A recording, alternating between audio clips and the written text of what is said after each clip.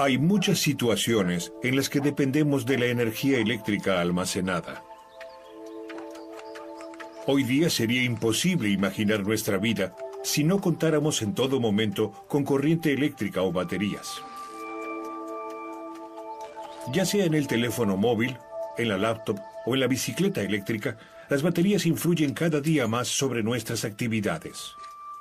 En el transporte urbano, la propulsión eléctrica está volviéndose cada vez más importante, y con ella, el uso de baterías de alta potencia. Su desarrollo se debe a un hombre que inventó por primera vez una fuente de energía que producía corriente de manera constante y que de este modo dio paso a la era de la electricidad.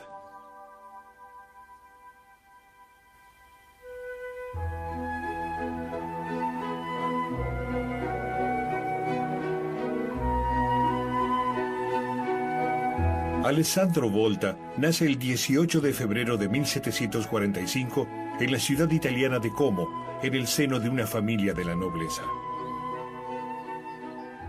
Ya en la escuela muestra un gran interés en las ciencias y en especial en la electricidad.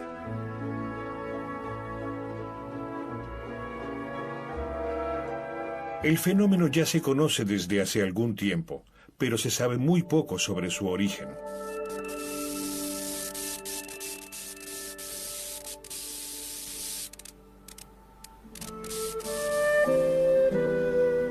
Especialistas en trucos con electricidad muestran los raros efectos de la corriente eléctrica ante un público estupefacto.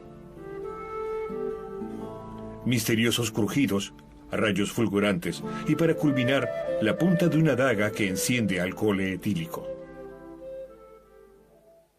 Con 24 años, el estudiante Alessandro Volta publica en 1769 un trabajo científico bajo el título Devi Attrattiva Ignis Electrici, donde comenta acerca de algunos experimentos realizados con electricidad. 6 años más tarde, Alessandro Volta pasa a ser profesor de física en su ciudad natal, Como, pero la química comienza a ocupar un lugar cada vez más importante en su labor. En los primeros años de trabajo en Como, diseña el electróforo, un aparato para generar electricidad por frotamiento. Un electróforo consta de 2 partes, un disco metálico con mango aislado y un tapón de resina. Cuando el tapón es frotado, por ejemplo, con la piel de un gato, se genera electricidad por frotamiento. Esta electricidad se transmite al disco metálico, que se descarga mediante rayos.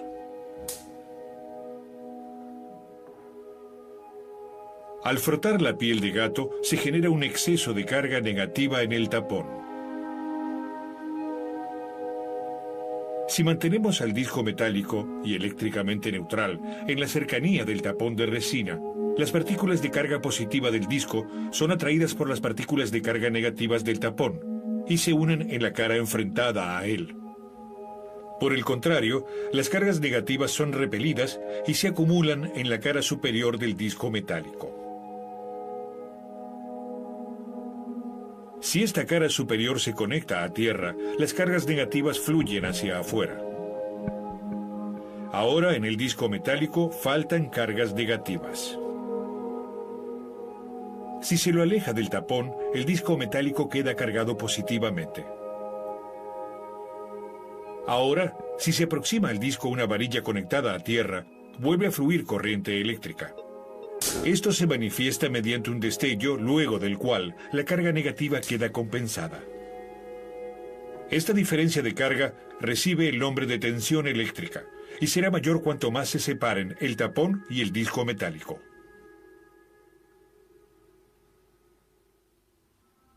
La manera más sencilla de imaginarse esta magnitud es haciendo una comparación con un tubo de agua. La presión dentro de él sería la tensión. También se puede tener una alta presión sin que fluya agua. Esto ocurre cuando la llave de paso está cerrada.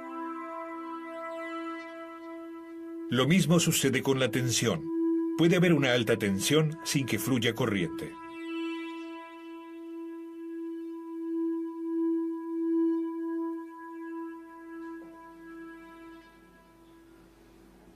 Con su electróforo, Volta logró producir un práctico aparato para generar altas tensiones.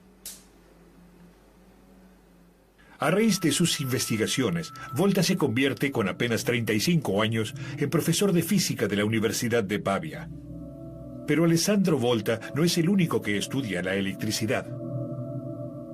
En el año 1789, el profesor de anatomía Luigi Galvani de Bologna realiza experimentos con muslos de ranas.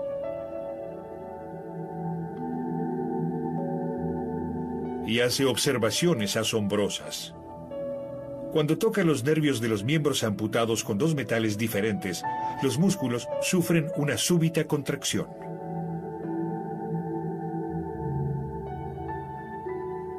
Galvani está convencido de haber probado la existencia de la electricidad animal. Alessandro Volta queda fascinado al enterarse de los hallazgos científicos de Galvani.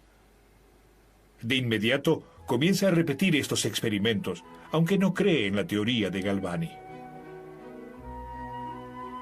En sus experimentos, Volta descubre que la causa de la generación de corriente eléctrica no radica en los músculos y nervios de la rana preparada, sino que hay que buscarla en los dos metales diferentes que logran conectarse a través del líquido conductor del tejido animal.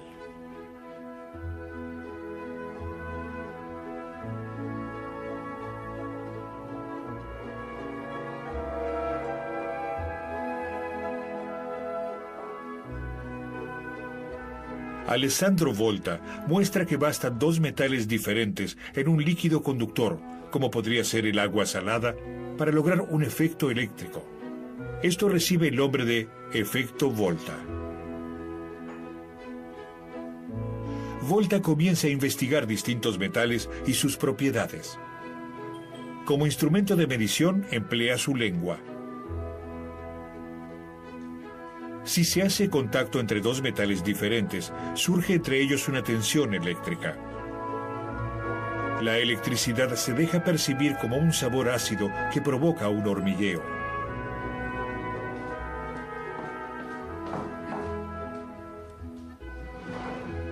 Volta prueba con gran minuciosidad todas las posibles combinaciones de metales.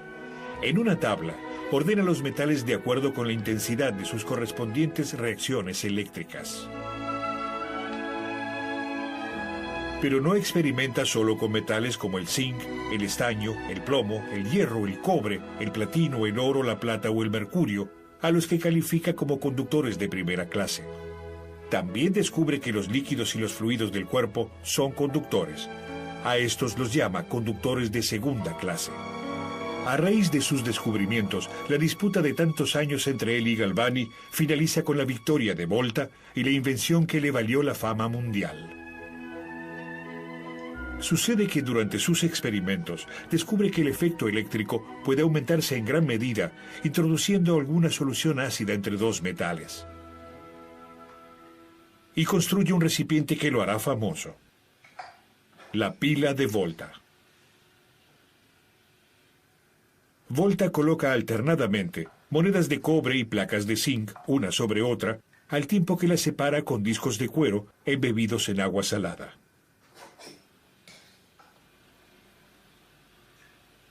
Cuando cierra el circuito, colocando en los extremos de la pila un cable, siente que por su mano fluye corriente eléctrica. Volta ha inventado la primera batería. Pero, ¿cómo funciona? ¿Qué fenómenos tienen lugar en la pila de Volta?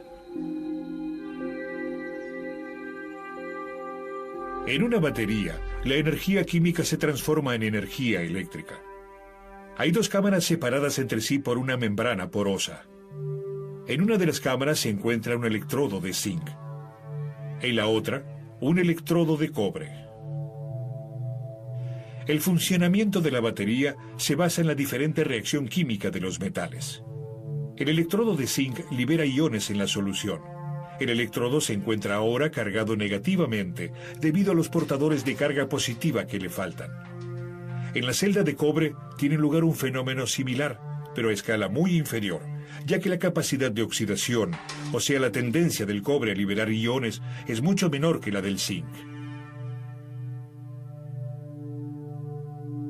Es por ello que también la carga negativa es mucho menor que en el electrodo de zinc. Si ambos electrodos se conectan ahora con un cable de metal, los electrones fluyen por él desde el electrodo de zinc al electrodo de cobre. Pero este proceso no es eterno, pues en algún momento finalizan los procesos químicos dentro de la batería.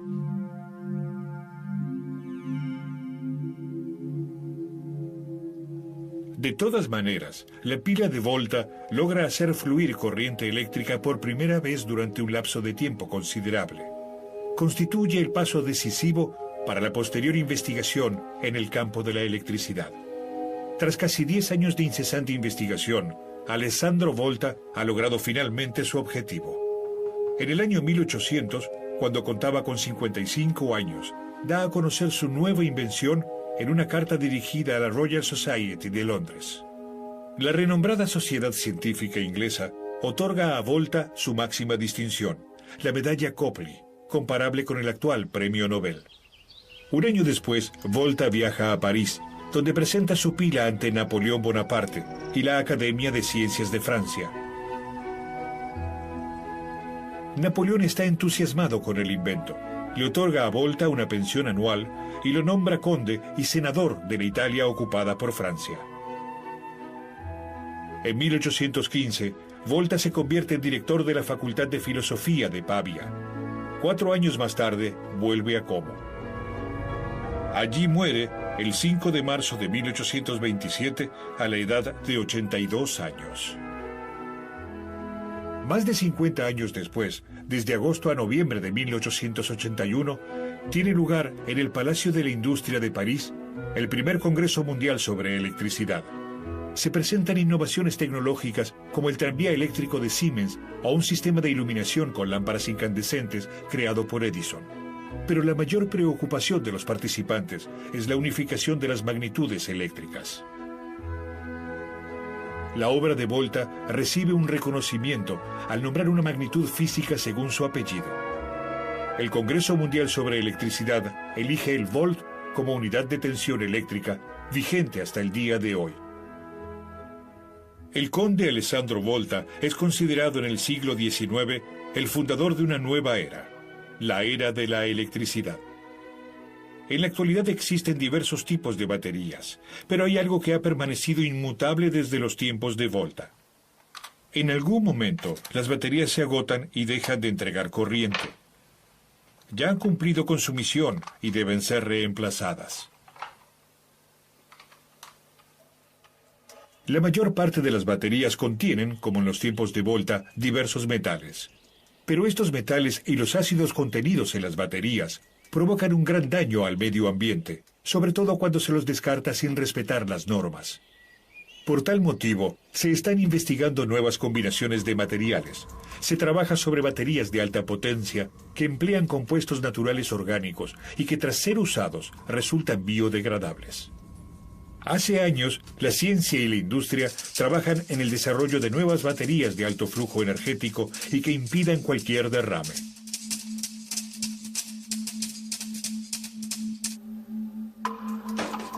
En lugar de conductores metálicos, se emplean láminas de aluminio o de plástico metalizado.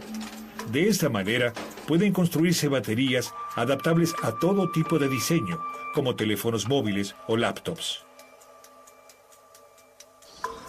Pero también se sigue investigando sobre la eficiencia de las grandes baterías, como las usadas en las bicicletas eléctricas, dado que el suministro de corriente es un tema importante en nuestra sociedad. A pesar de que el desarrollo de las baterías avanza a paso veloz, el modo de funcionamiento sigue siendo el mismo de la pila de Volta.